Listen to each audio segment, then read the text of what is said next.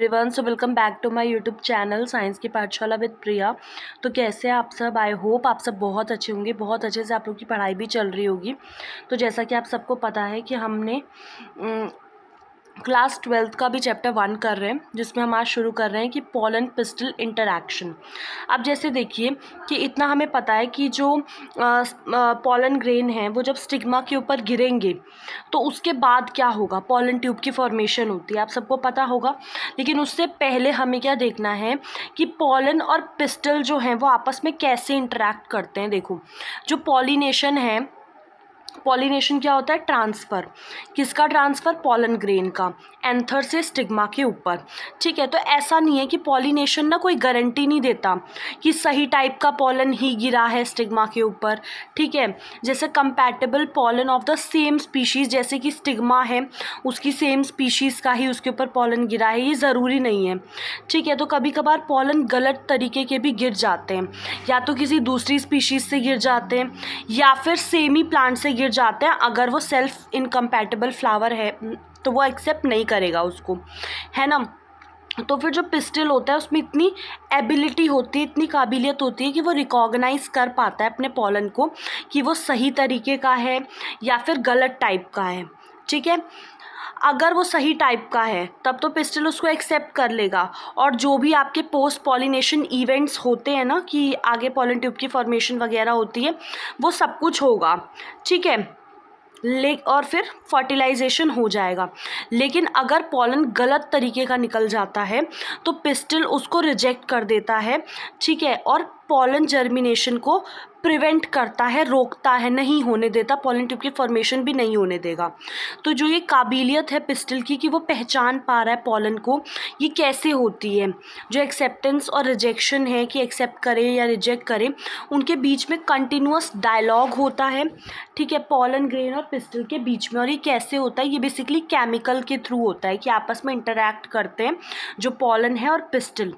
ठीक है, it is only in recent year, मतलब अभी कुछ ही सालों में जो बॉटनिस्ट हैं उन्होंने आइडेंटिफाई किया है कि कुछ जो पॉलन और पिस्टल के कंपोनेंट होते हैं एंड द इंटरेक्शन, जिससे कि रिकॉग्निशन या फिर एक्सेप्टेंस और रिजेक्शन होता है। ठीक है, जैसा कि हमने पहले भी बताया कि following compatible pollination the pollen grain germinates on the stigma to produce pollen tube. ठीक है, through one of the germ pore. आपको याद होगा कि जर्म पोर में स्पोरोपोलिनिन एब्सेंट होता है।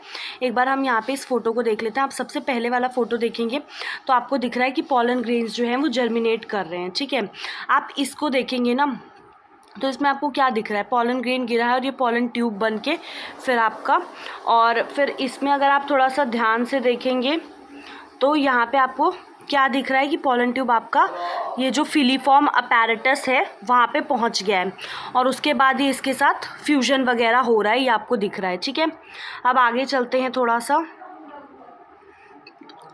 अब हमें क्या देखना है? देखो, एक्सेप्ट अगर कर लिया तो पॉलन ट्यूब जो है वो ग्रो करना शुरू कर देता है through the tissue of stigma and style, और ओवरी तक पहुंच जाता है। जैसा कि आपने ऊपर देखा, यू वुड रिकॉल दैट कि कुछ प्लांट्स में क्या होता है, पॉलन ग्रेन्स जो है वो 2 सेल की जब स्टेज होती है तभी वो गिर जाता है। ठीक है, वेजिटेटिव और जनरेटिव वाला।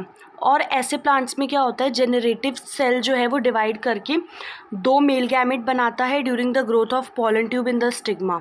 और प्लांट्स में जिसमें कि 3 सेल वाली कंडीशन पे गिरता है, उनमें क्या होता है कि जो पॉलन ट्यूब होती है उसमें 2 मेल गैमेट्स होते हैं स्टार्टिंग से ही। ठीक है, और जब पॉलन ट्यूब जब पहुंच जाते हैं ओवरी तक तो वो ओव्यूल में एंटर कर जाते हैं थ्रू द माइक्रोपाइल, और उनमें से फिर एक जो होता है वो क्या करता है, फिलीफॉर्म अपैरेटस के थ्रू सिनर्जिड में चला जाता है। ठीक है, मेरी रिसेंट स्टडी ने अभी क्या शो किया है कि जो फिलीफॉर्म अपैरेटस है, ये इसका फंक्शन है, इसको याद रखिएगा कि ये क्या करता है, पॉलन ट्यूब की एंट्री को गाइड करता है।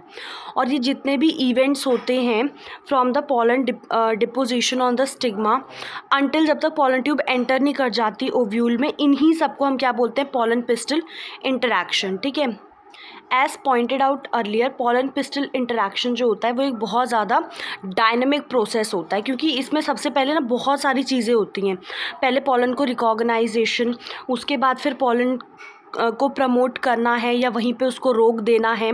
तो जो नॉलेज इस एरिया में हमें मिलती है ना, वो जो प्लांट ब्रीडर होते हैं जो उसको प्लांट को ग्रो करवाते हैं या नई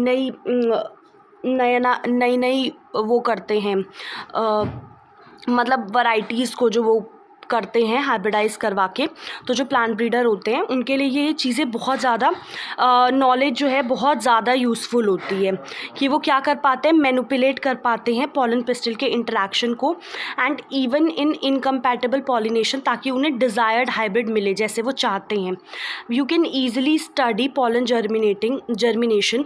आप क्या कर सकते हैं, कुछ पॉलन को डस्टिंग मतलब होता है कहीं से आप इकट्ठा करके लाएं और उन्हें गिराएं, कहीं पे झाड़ें फ्रॉम फ्लावर, जैसे कि pea, chickpea, crotalaria, balsam and vinca on a glass slide पे आप डाल के एक ड्रॉप आप शुगर सॉल्यूशन डालेंगे। आपको क्या करना है ना, 15 से 30 मिनट के बाद आप उन्हें ऑब्जर्व करेंगे तो आपको दिखेंगे कि पॉलन ट्यूब उनमें से निकलना शुरू हो गए हैं।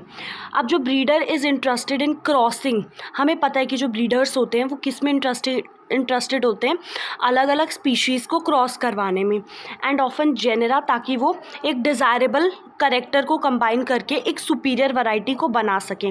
अब आर्टिफिशियल हाइब्रिडाइजेशन होता क्या है, ये एक मेजर अप्रोच होता है क्रॉप को कैसे हम लोग इम्प्रूव कर सकते हैं वो प्रोग्राम।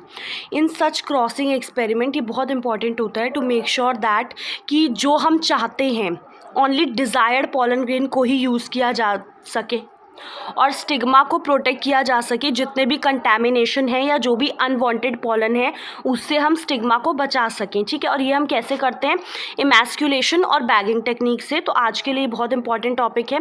सबसे पहले इमैस्कुलेशन क्या होता है, सिंपल लैंग्वेज में बोले तो हम क्या करते हैं, अगर फीमेल पेरेंट है उसमें बाइसेक्सुअल फ्लावर है तो हम क्या करते हैं, एंथर को रिमूव कर देते हैं।